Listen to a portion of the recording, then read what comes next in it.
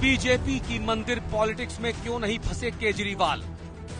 मोदी की आंखों में आंखें डालकर कैसे डटे रहे केजरीवाल? केजरीवाल की कामयाबी के कौन से हैं 12 मूल मंत्र?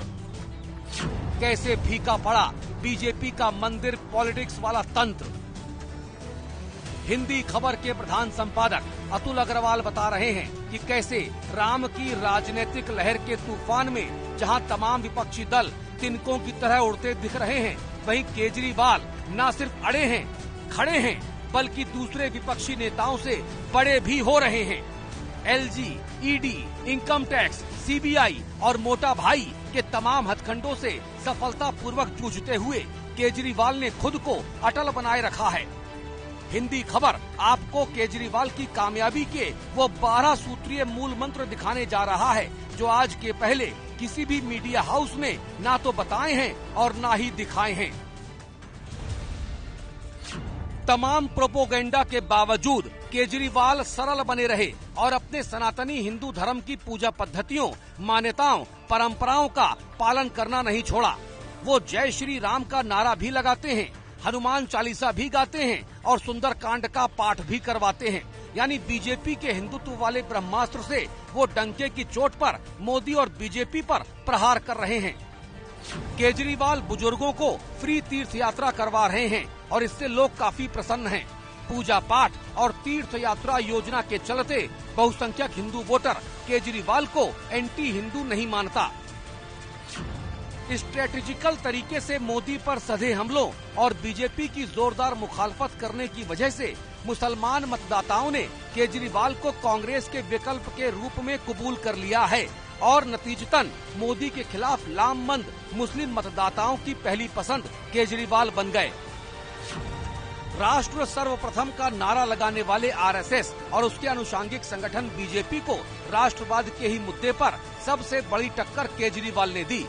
शहीद आजम सरदार भगत सिंह को आगे रखा, जिस कारण केजरीवाल को देशद्रोही बताने वाले प्रोपोगेंडा में भाजपाई थिंक टैंक नाकाम हो गया। पिछड़े, दलित, शोषित, वंचित, उपेक्षित और गरीब वर्ग के बहुसंख्यक मतदाताओं को साधने के लिए केजरीवाल ने बाबा साहेब भीमराव अंबेडकर के आदर्श स्वरूप को प्रस्तुत किया।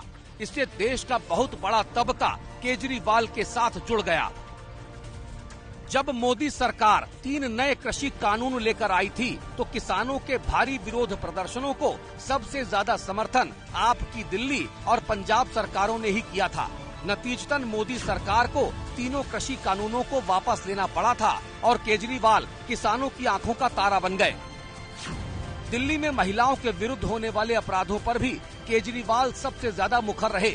महिला अपराधों की रोकथाम के लिए हजारों सीसीटीवी कैमरा लगाने की उनकी मुहिम को दिल्ली की करोड़ों महिलाओं ने काफी ज्यादा पसंद किया। डीटीसी की बसों में मुफ्त यात्रा सुविधा देने से भी महिलाओं पर केजरीवाल की पकड़ मजबूत हुई है। दिल्ली वालों को बुनियादी सुविधाएं देने के मामले में पूरे देश में केजरीवाल सबसे आगे रहे हैं। मुफ्त बिजली, मुफ्त पानी, मुफ्त शिक्षा, मुफ्त स्वास्थ्य और अन्य सरकारी योजनाओं के क्रियान्वयन से केजरीवाल की छवि जननायक वाली बन गई और लोगों ने उन्हें दिल खोलकर प्यार दिया।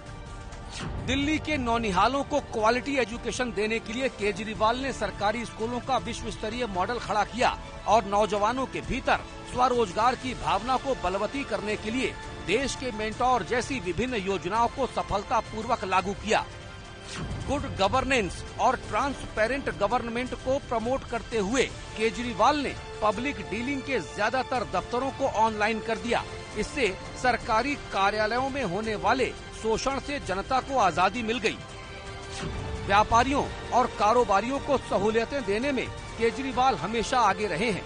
इसीलिए दिल्ली के व्यापारी वर्ग में टैक्स देने की प्रवृत्ति बढ़ी और तमाम राजकोषीय घाटों को पीछे छोड़ते हुए दिल्ली सरकार आगे बढ़ी।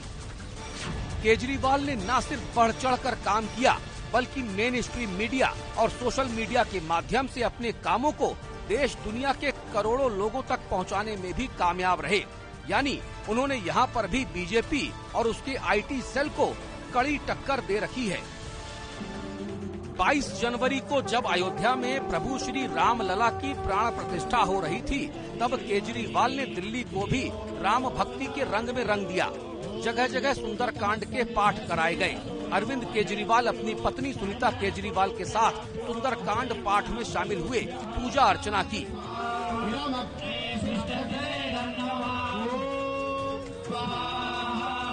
दिल्ली में आम आदमी पार्टी ने भव्य शोभा यात्राएं निकाली। आम जनता, दिल्ली सरकार के तमाम मंत्री, विधायकों और कार्यकर्ताओं ने दिल्ली को राम नगरी बना दिया। 19 से 22 जनवरी तक दिल्ली सरकार ने भव्य रामलीलाओं का मंचन भी कराया, जिसमें शामिल होकर दिल्ली के मुख्यमंत्री अरविंद केजरीवाल ने भगवान श्री राम, माता सीता और प्रभु लक्ष्मण की आरती उतारी।